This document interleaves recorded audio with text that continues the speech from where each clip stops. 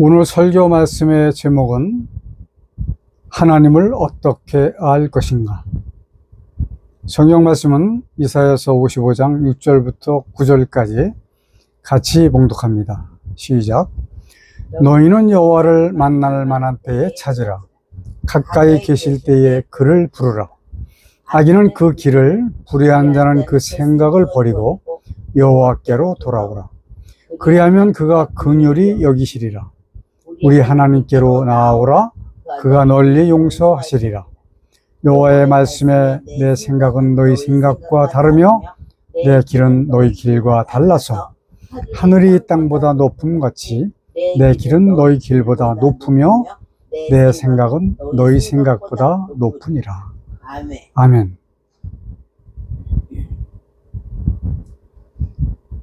오늘날 세상이 너무 복잡하고 힘들고 어렵게 돌아가고 있는 것을 목도할 수가 있습니다.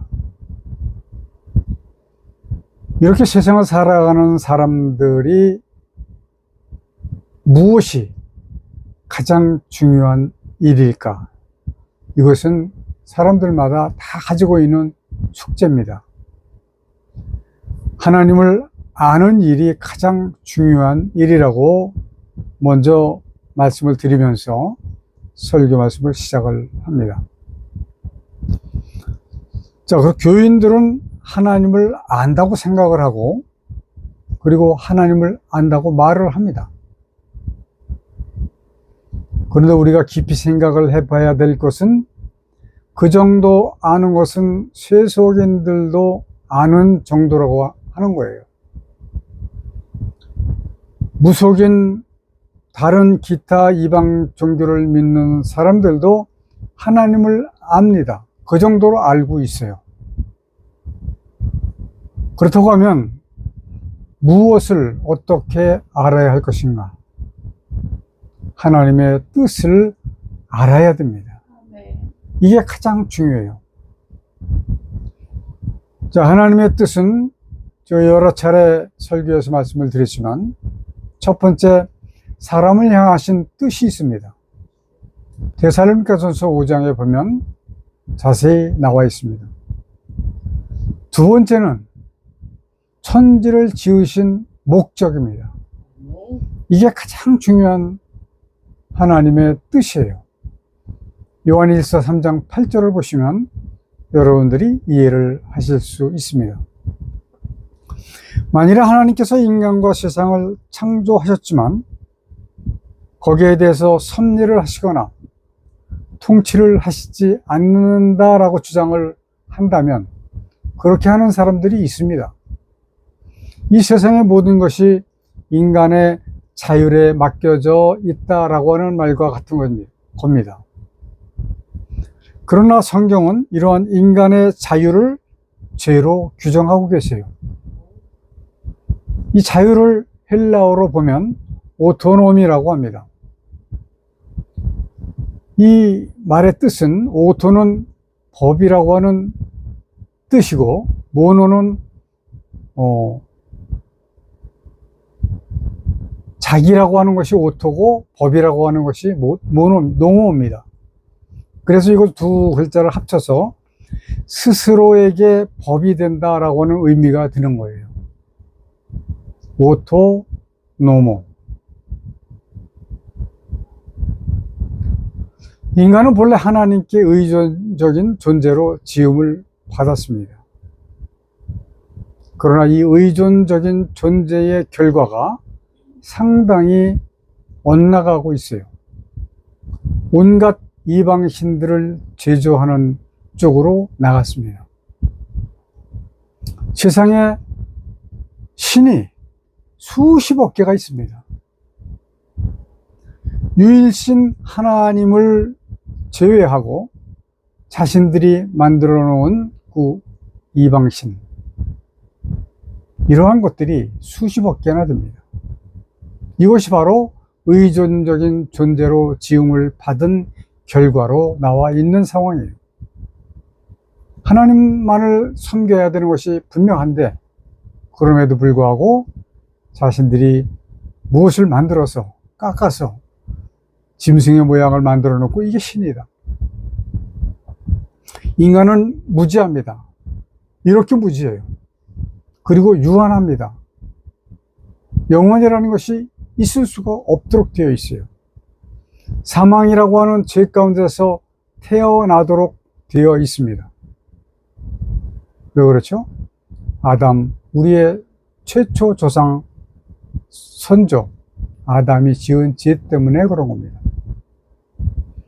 여기에서 우리가 극히 주의를 해야 할 것은 하나님께서 인간 자율의 세상을 인정하시지 않고 세상을 어디에서부터 어디까지 통치를 하고 계신가에 대해서 우리는 분명히 알아야 되는 거예요.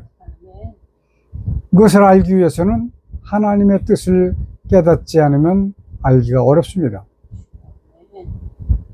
그러나 오히려 인본주의자들은 인간이 자율적인 존재가 되는 데서 성숙한 인간으로서의 정원 존엄과 가치를 찾는다라고 말을 하고 있어요. 성경은 인간의 자유를 죄로 규정을 하고 있고, 인본주의자들은 자유를 성숙이나 존엄이라고 생각하는 것이 아주 극명한 차이가 나는 것이죠. 하나님과 인간과의 차이입니다. 그러나 현실적으로 성경의 오역도 문제가 되긴 하지만 성경의 가르침과 인간의 자율적인 경향이 뒤섞여 있기 때문에 그 가운데서 하나님의 뜻을 알아차리기가 쉽지 않은 것이 현실입니다. 인간의 자율적인 존재가 되도록 부추긴 것은 사탄 마귀입니다. 그리고 그 유혹에 넘어간 것이 최초 인간 아담의 범죄예요. 아담의 타락이라고 하는 것이에요. 저는 가끔 그런 생각을 합니다. 만약에 아담이 사탄의 유혹을 물리치고 승리했다면 오늘날 우리는 너무나도 평화로운 세상을 살아가고 있을 거예요. 병원도 필요 없죠. 또 뭐 기차나 비행기가 필요 있겠습니까? 아름답고 평화로운 세상에서 살아갈 수 있었을 텐데, 그러나 아담의 범죄로 인해서 지금 계속해서 이 어려운 시험은 계속되고 있는 겁니다.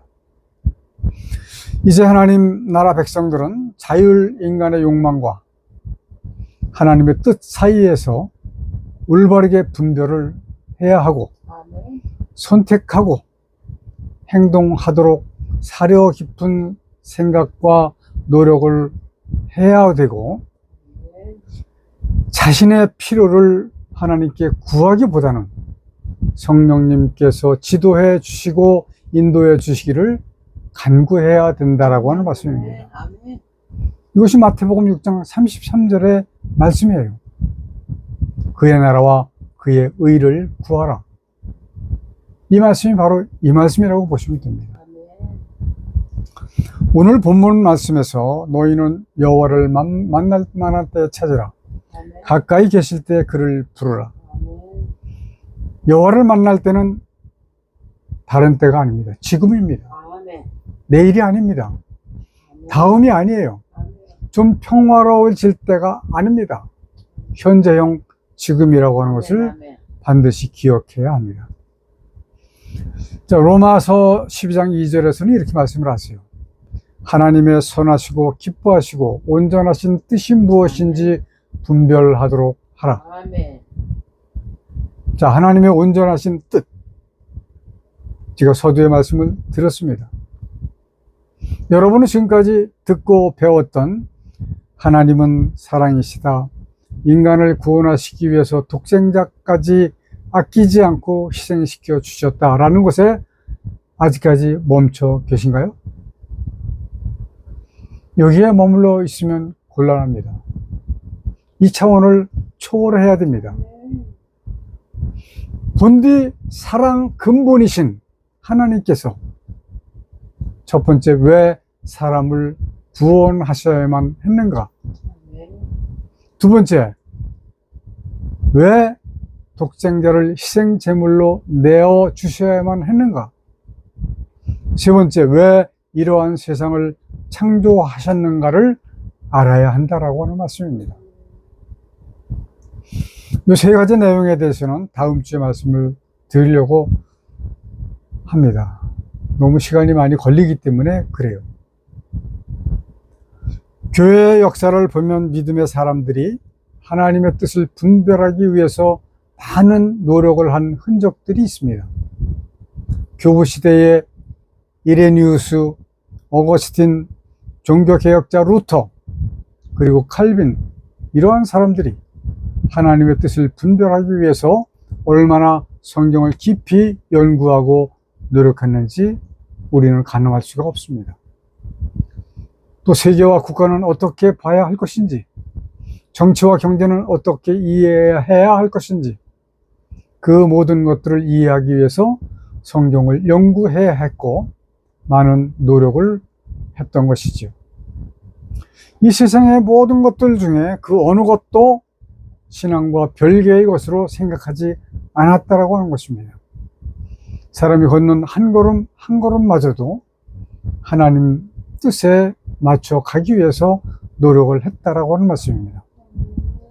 자, 이런 모든 것들을 성경 안에서 찾으려고 애를 썼다라고 하는 사실이죠.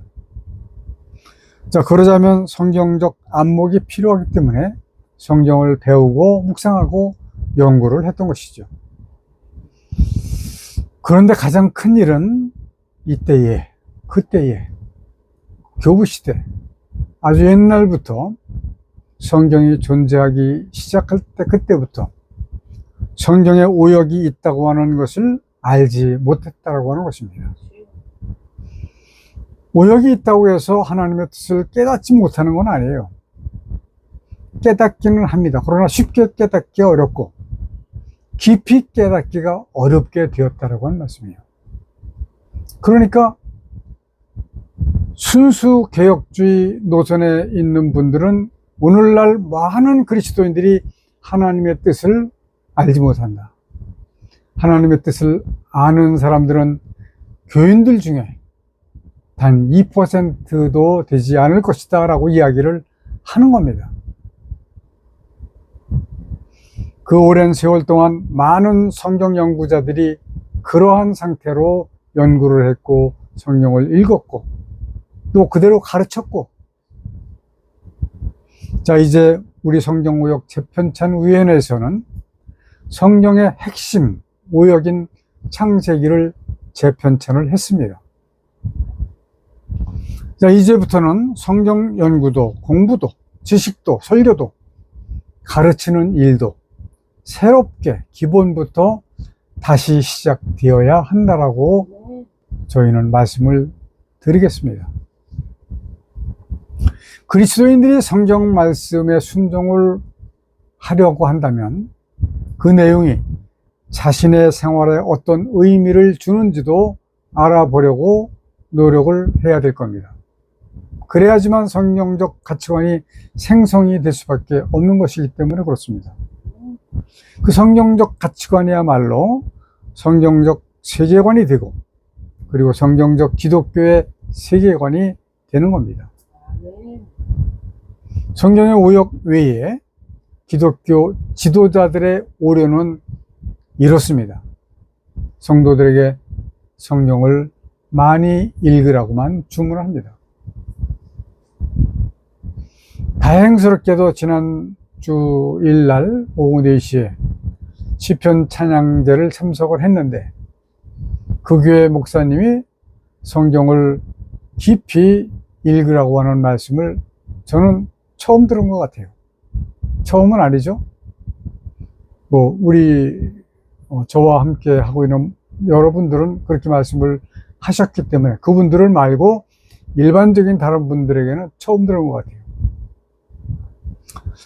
오늘 저는 분명히 여호와 하나님의 이름을 두고 천명을 합니다. 많이 읽기보다는 하나님의 뜻을 찾으려고 애를 써야 한다, 이런 말씀이에요. 우리 안에는 아마 본직이 성경 읽는 일 같아요. 매일 2시간, 3시간 읽고 있는 것을 제가 보고, 창문을 열어놓고 읽을 때는 지나가는 사람들이 듣고, 거리에서 만나면 그 이야기를 저기 합니다. 자, 종교 개혁자들은 성경에서 죄의 의미를 깨달았어요. 마틴 루터는 로마서 1장 17절, 복음에는 하나님의 의가 나타나서 믿음으로 믿음에 이르게 하나니 기록된 바 오직 의인은 믿음으로 말미암아 살리라 함과 같으니라. 루터는 이 말씀에 의거해서 무릎으로 언덕을 올라가는 고행을 그치고 95개의 반박문을 내걸었습니다.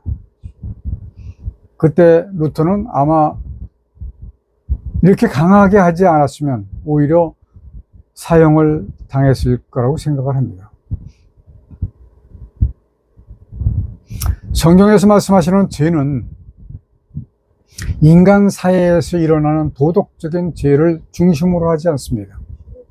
그러나 거의 모든 그리스도인들은 죄하면 손으로 짓는, 생각으로 짓는, 입으로 짓는, 눈과 귀로 짓는 이러한 죄들을 생각을 해요. 그것이 죄가 아니라는 얘기가 아닙니다. 그러나 그것이 중심이 아니고 하나님을 올바르게 알지 못하는 것이 가장 크고 중요한 죄라고 하는 그런 말씀입니다. 하나님을 올바르게 알면 이 죄의 문제가 해결이 돼요.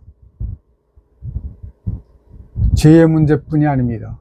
자신에게 있는 모든 국면된 문제가 해결이 됩니다. 이 세상에 사는 80억 명이나 되는 인간 모두는 하나님을 모르는 사람들이 없어요. 갓 태어난 아이들 이외에는 하나님을 모두 압니다. 그 80억 명 중에서 하나님을 섬기는 사람들이 약 25억 명이라고 기록에 나와 있습니다. 그러나 정작 하나님의 온전하신 뜻을 올바르게 아는 사람은 얼마 되지 않는다라고 하는 그러한 현실입니다. 아까도 말씀드렸지만 순수 개혁주의 노선에서 보는 퍼센테이지는 2%도 되지 않는다라고 보고 있습니다. 오늘 이 설교를 듣는 여러분들이 이 2% 안에 모두 다 들어가시는 분들이 되기를 간절히 바라고 축원합니다. 종교개혁자들은 성경을 공부하고 깨달았을 때 하나님의 구속의 깊이와 넓이와 그 모든 것을 발견하게 되었다라고 하는 사실입니다. 그들은 성경 공부를 하다가 그 당시 교회의 전통이 그 당시도 그렇고 지금도 마찬가지입니다. 성경의 가르침과는 사뭇 다르다고 하는 사실도 찾아냈습니다. 이 사실을 일부의 사람들이 아니라 여러분 모두가 깨달아야 된다라고 하는 말씀을 드리는 겁니다. 오늘날도 하나님께서 인간을 향하여 요구하시는 것이 무엇인가를 우리는 찾아내서 행해야 될 줄로 믿습니다. 그 당시 사람들이 성경 말씀에 무지했기 때문에 교회의 권위를 성경 위에다 뒀습니다. 교회가 성경 위에 있다라고 하는 것이 말이 안 되는 거죠. 성경이 중심이 되어야 하는데 말이죠. 그러나 교회의 전통도 성경 말씀에 비추어서 고치고 개혁해야 한다라고 하는 사실을 깨달았기 때문에 종교 개혁이 가능했던 것입니다. 그러나 더 깊이 깨달음이 있어야 될 줄로 압니다. 왜냐하면 해야 할 일이 더 그때보다 많아졌기 때문에 그런 겁니다. 지금도 종교개혁은 계속 되어져야 된다라고 하는 말씀입니다. 오히려 종교의 개혁은 개인적으로 날마다 일어나야 마땅한 겁니다. 여기서 말씀드리는 종교개혁은 교회를 바꾸는 게 아니에요.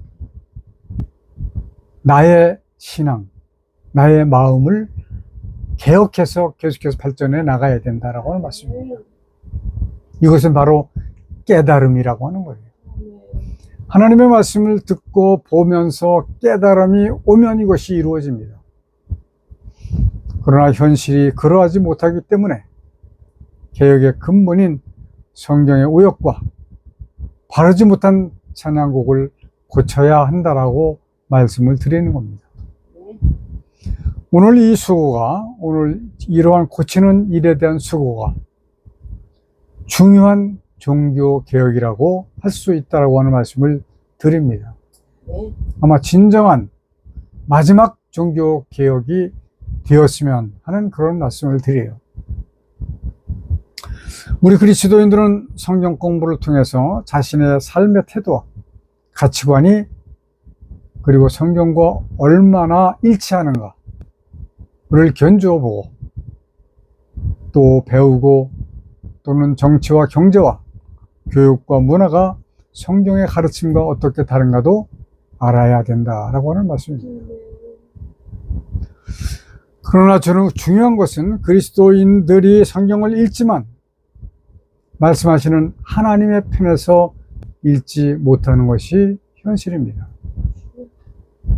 많지 않습니다. 대부분의 신자들은 성경을 많이 보지만 자신이 편에서 있습니다. 자신의 당면한 문제를 해결하기 위해서 성경을 읽는 사람들이 많이 있다라고 하는 말씀이에요. 그렇게 하지 마시고 하나님의 뜻을 깨닫기 위해서 읽어야 된다라고 하는 말씀입니다. 저의 친구, 오래된 친구 한 사람은 성경을 67번, 67번을 읽으면서 자신의 필요를 찾아내지 못하고 결국에는 하나님께 고별의 편지를 쓴 사람이 있습니다. 왜 그가 하나님의 뜻을 올바르게 깨닫지 못했을까요? 자신의 편에서 성경을 읽었기 때문에 그런 거예요. 자신이 가지고 있는, 자신에게 닥친 그 문제를 말씀을 통해서 해결을 받기 위해서 읽었어요. 그래서 그런 겁니다.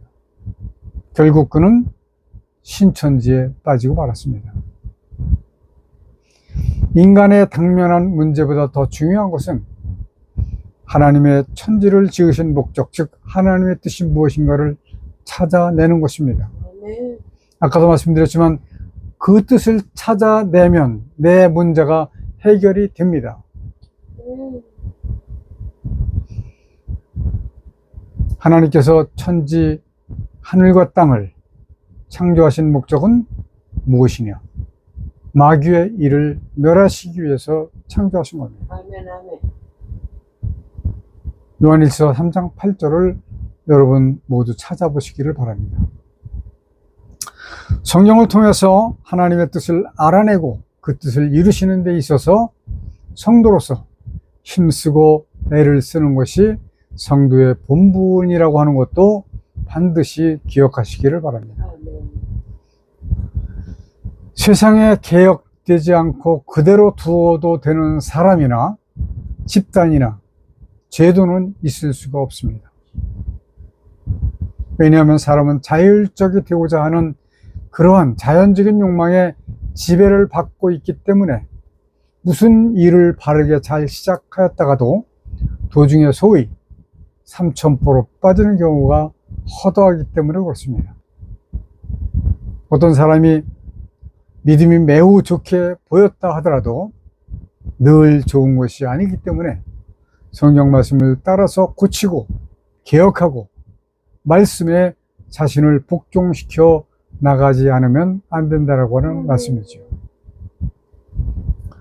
네덜란드의 개혁주의자들 아브라함 카이퍼, 헤르만 바빙크, 헤르만 도이베르트, 볼렌호벤 같은 이러한 사람들도, 이러한 분들도 하나님의 방향에서 신학과 철학은 물론 여러 학문을 보려고 애를 쓴 흔적들이 남아 있습니다.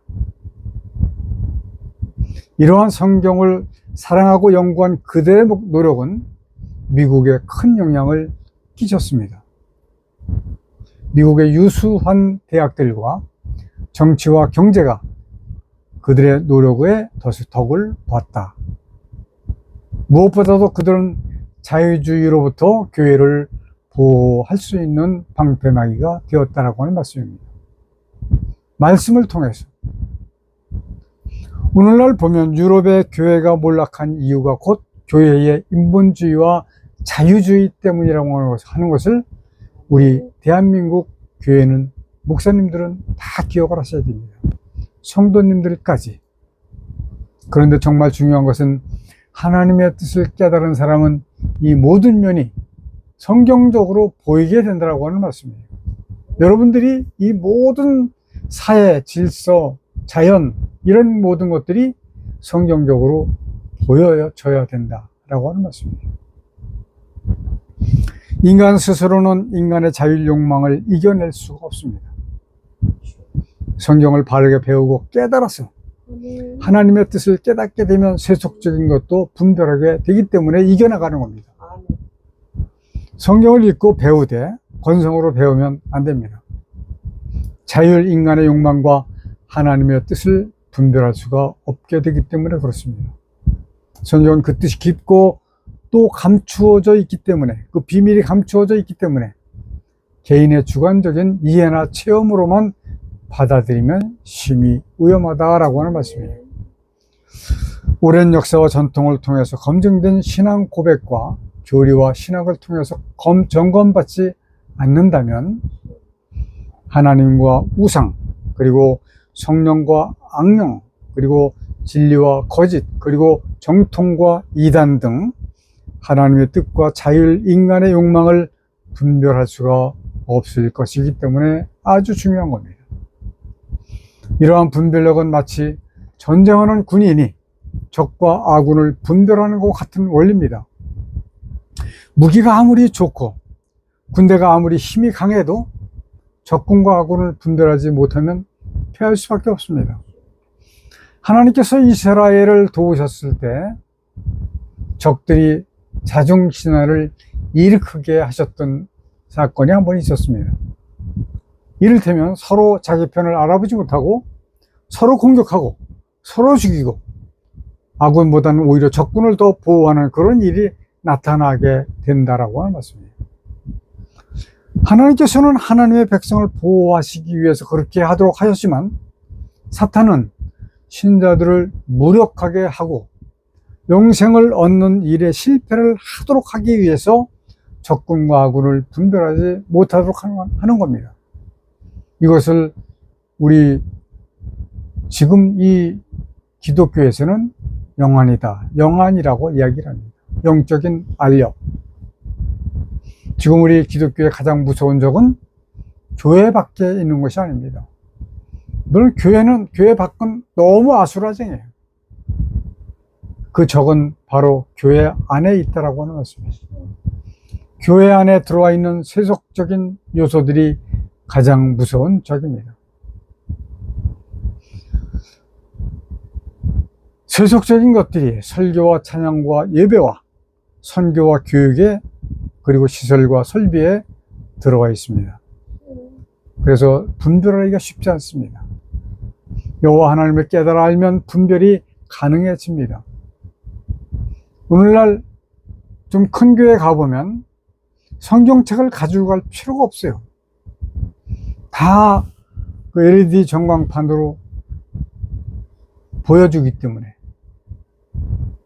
이것은 사람을, 신앙을, 영생을 죽이는 행위라고 하는 말씀이에요.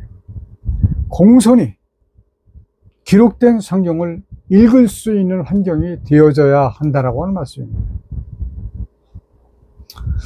어떤 것이 세속적인 것이고 어떤 것이 성경적인 것인지 검고 흰 바둑알처럼 구분할 수 있는 것이 아닙니다. 모든 경우 적과 아군을 다 분명하게 구분하는 것이 어렵다고 하더라도 바른 방향은 잃지 말아야 합니다. 여러분들에게 당부를 드리고 싶은 것은 이러한 시설 잘 해놓은데 찾지 마세요. 성경책을 보는 곳을 찾으시기 바랍니다.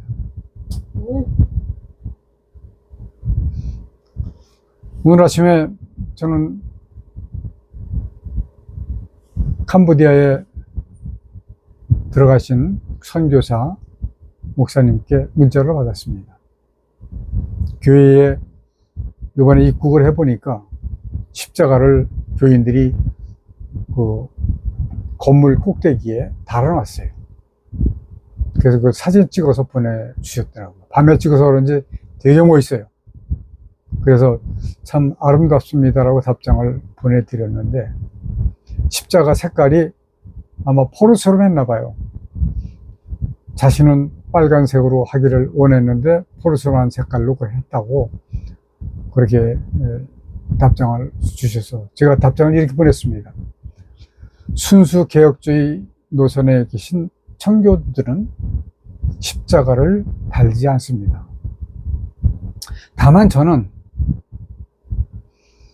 이미 있는 십자가는 구태여 손상할 필요는 없지만 오히려 인간의 죄 때문에 독생자 예수께서 지신 그 십자가를 자랑스러운 십자가가 아니라 부끄러운 십자가로 느껴지면 다행이다 라고 생각을 하는 것이죠.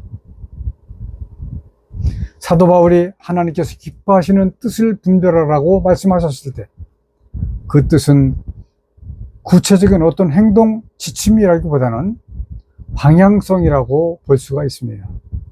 성경은 구체적인 지침도 있지만 바른 방향을 제시해 주도록 명령하고 교육하고 권고하고 계신 것이 말씀이에요.